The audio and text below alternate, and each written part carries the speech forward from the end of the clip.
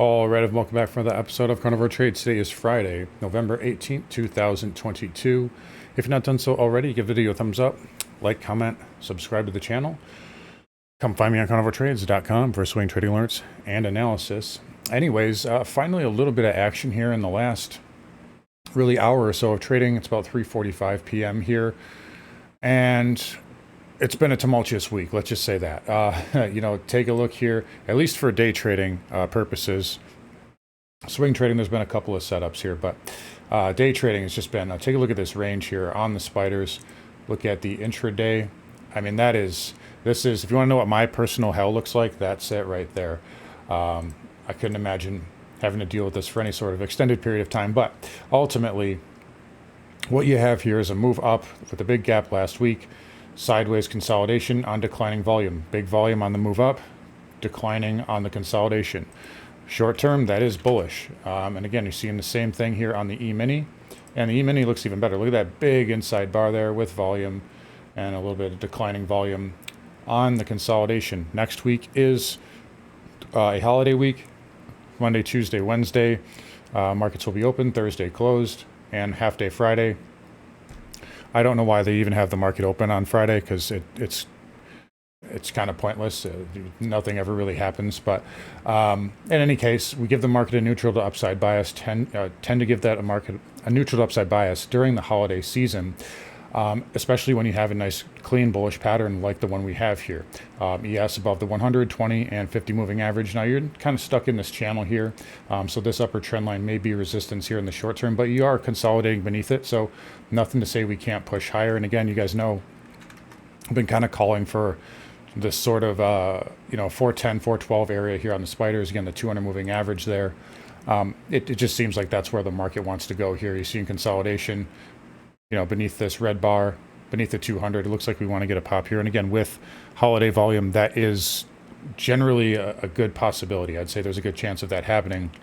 Outside of we get more contagion, crypto news, like big news. I mean, there's already talks of it coming out, but it's been relatively suppressed.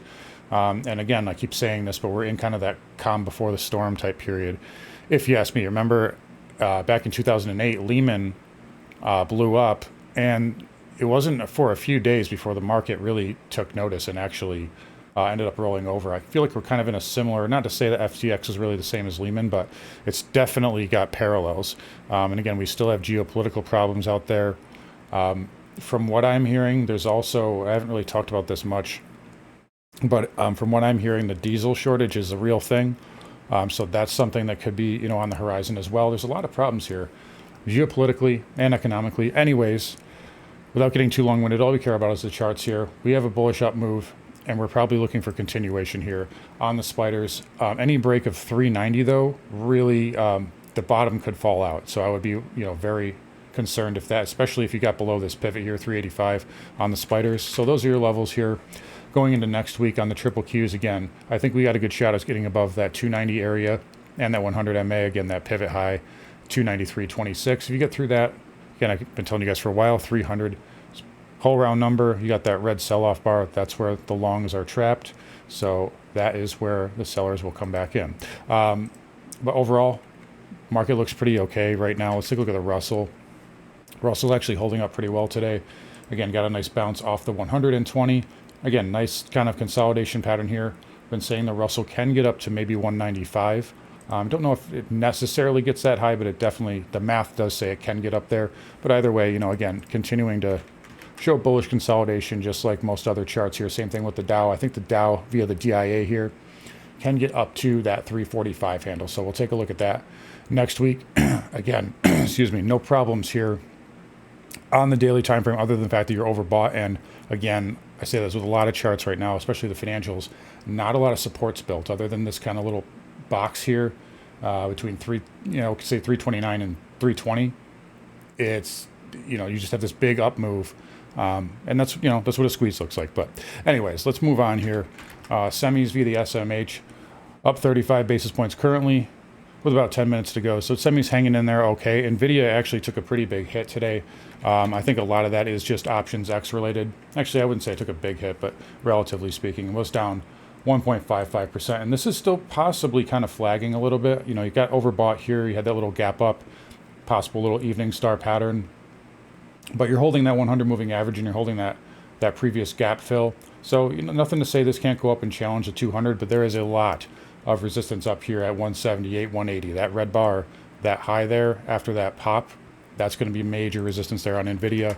And then the semiconductors, again, really up into like the 238, 240 areas where I've got major resistance penciled in as well. So those are the levels to watch there. IGV, cloud software, on the weaker side, again, probably Opex related. This one looks like it's been pretty much held down all day long, but this has been a weak name in the market, has barely really participated in the rally here, other than that big gap up, and really just barely holding on to the moving averages here on the daily time frame. So I do not like cloud software. Definitely not a pattern of strength here moving forward.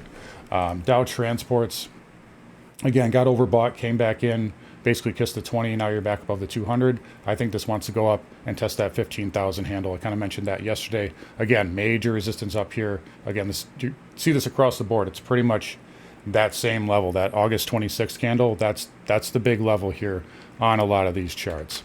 XHB, so home builders. I do like this inside bar. Full disclosure, I did pick up a small position in nail today, just so you guys know, but I do like this pattern here on the XHB. So up 1.2% on the day, nothing terrible. And that is the nail chart. Let me go back to, sorry. Okay, back to XHB. There we go. Anyways, bullish inside bar above the moving averages. I like this test candle. Again, I was telling my members, if you guys have taken my trading course, the Essentials course, I love this setup. This is one of my favorites. Inside pattern, above the moving averages, consolidating right on the 200 with that test candle and a tail. I love that pattern there. On the XHB, again, same thing on the ITB. I've been telling you guys that probably can get up to about the 65, 66 handle. But again, nice pattern there. And this has actually gotten a little bit above the 200 as well. So I like that consolidation. This does have a move in it. I think these will be a short down the road, however. But for right now, the chart is suggesting this can move higher. So I do like the home builders here. Let's take a look here at VNQ as well. Again, same kind of deal. You had that little test candle, outside candle, and you ended up closing back above the green bar low by the end of the day yesterday. Today, getting a little bit of a bid. This should get up to that 94 handle there on the VNQ. I do like that one as well. XLF here, same kind of thing. So inside bar, test candle yesterday, and a little bit of a doji, kind of hanging man doji here today. This one can push higher, maybe even up to that 37 handle. So we'll watch XLF here. Next week, again, nothing terrible. It's above all four moving averages on the daily time frame. Broker dealers via the XBD, same kind of thing. So inside bar, pulled back into the 20 yesterday. A little bit of a bounce off of that. This can still move higher. I don't see any problems with broker dealers right now. I think there will be in the future, but for right now, the market is telling us that it is not concerned. So we have to respect it. Crude, so down 1.4% on the day. Got a little bit of a bounce here in the afternoon. So bouncing kind of off that 78 handle and didn't quite get down to our trend line there. And it got a little bit of a bounce. That's still that's still in play. So if we get down there Monday, I would definitely look at a long potentially. The problem with crude right now, though, is it looks like we're going to close below 80.87, which is this green bar low. I never like when I see that. So that does caution me a little bit here on crude. And that's a weekly candle too. So that's a major candle to close below. If they save it here in the next, couple of minutes or whatever, I think futures are open a little bit later, if I'm not mistaken, but till 5 o'clock, I think. But either way, this really needs to come in now, and it doesn't look like the buyers are coming in. So I do not really like, I guess I have to kind of take that back a little bit. I do like that they defended it here, but I don't like that weekly close right now. So I would be a little bit more careful with this blue trend line here on crude. But in any case, it was backing off a little bit. XLE here down 75 basis points currently. Tried to kind of violate this rising wedge. I still think it has one more pop in it. That's just showing the members this as well. You have a pretty good RSI divergence there starting to build. So each time it makes a new high, it's just running more and more out of gas here. And on the weekly, You can see the weekly time frame confirming that as well. High, lower high, lower high. So it's running out of steam here. And if you take a look at the price of crude like we just did versus the XLE, there's a bit of a divergence there. So XLE continuing higher, crude continuing lower. I think that it's just a case of XLE being piled into by fund managers that were late on the trade. And it's the only thing that's been working this year, so they're just piling into it. And that's essentially what happens. You know, they were piling into NVIDIA last year and Apple last year at the highs, and now they're getting into, you know, these oil stocks. So that's really my take on it. And again, nat gas as well. It's been more volatile than crude, but this has come way off the highs as well. So those oil and, you know, gas companies that have exposure to nat gas, it's not like they're making money here either. So anyways, speaking of nat gas here, still just a really tight pattern. I still think it's consolidating to basically negate this previous breakdown. Again, I just really wish it didn't have that stupid outlier gap up and then sell off there. But overall, I could say this is pretty constructive here. If you do some more backing and filling, this can move higher. But again, I'm just not in love with the pattern overall. Dollar index, you know, managed to scratch out again. Again, we talked about this yesterday. We don't want to see it go sideways. If it continues doing that, then it's going to want to get down to that 104 area, which I actually do think it probably does anyway. But dollar index basically flattish for most of the week. And then gold here, really kind of the same thing, just more backing and filling. A little bit of a dip here. Probably wants to retrace to 1725, maybe 1700, but no problems here in the near term. Same thing with silver, basically back testing, you know, the 21 handle. It's a little bit below that now, but as long as you stay above the 20 moving average, I think it's fine. This is just backing and filling. I still expect this to get up to 23, and then platinum here down 64 basis points. I actually do like the setup right here on platinum at that 20 moving average there. So, you know, if you're aggressive, you can take a shot at it. I know it's kind of late in the day here, but at Monday, if we're still in that same area, that could be a good shot there on platinum for a pop higher if you guys are in the futures trading. Anyways, flipping over here to copper.